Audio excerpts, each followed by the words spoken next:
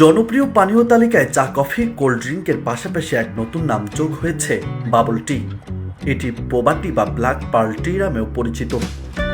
বিশেষ কিছু ক্যাফে ও দোকানে পাওয়া যায় এই জাতীয় চা, ঠান্ডা পানীয় যা তরুণ প্রজন্মের মধ্যে দারুণ জনপ্রিয়। তবে কিভাবে তাইওয়ানের অলিগলির এই পানীয় বিশ্বজুড়ে জনপ্রিয় হয়ে উঠল, চলুন জেনে নেওয়া যাক। তাইওয়ানের রাস্তার স্ট্রিট ফুডের দোকানগুলোর মাঝে বাবল টির দোকান চোখে পড়ার মতো। গভীর রাত পর্যন্ত এসব দোকানে মানুষের আনাগোনায় মুখরিত থাকে। বিশ্বজয়ের পথে এই পানীয়ের যাত্রা শুরু হয়েছিল 80-র দশকে। 1986 সালে টু সং নামে এক তাইওয়ানীয় শিল্পী ও উদ্যোক্তা রেস্টুরেন্টের ব্যবসা শুরু করেন। তবে সে সময় তিনি 40 লাখ টাকা লোকসানে পড়েন। এরপর তিনি নতুনভাবে চায়ের দোকান দেওয়ার চিন্তা করেন, তবে চিরাচরিত কিছু না করে নতুনত্ব আনতে চাইলেন। তিনি চায়ের সঙ্গে যোগ করলেন ট্যাপিওকা পার্ল ও বরফ। এই অভিনব সংযোজন দ্রুত জনপ্রিয় হয়ে ওঠে।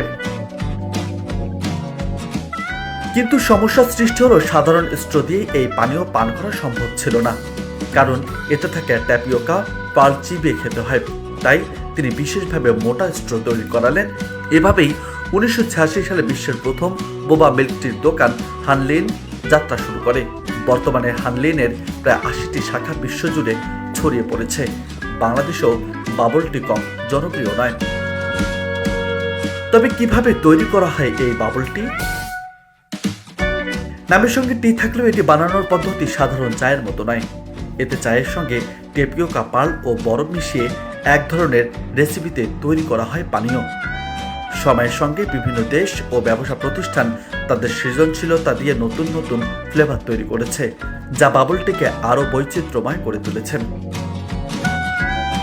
শুরুটা তাইওয়ানে হলেও এই বিশেষ পানীয়ের জনপ্রিয়তার সঙ্গে তাইওয়ানের নাম চিরকাল জড়িয়ে থাকবে। আপনি যদি এখনই এই মজাদার ড্রিঙ্কটির স্বাদ না নিয়ে থাকেন, তাহলে এখনই চেখে রাখুন। নিউজ ডেস্ক, বার্তা 24।